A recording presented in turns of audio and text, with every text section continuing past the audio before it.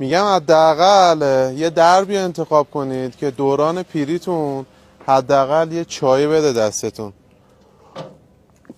این دربای بالا روندن که دارای درب نفر رو هستن و علاوه امنیتی از همه دربایی که توی منطقه یا ایران هست امنیتشون بالاتره. چرا؟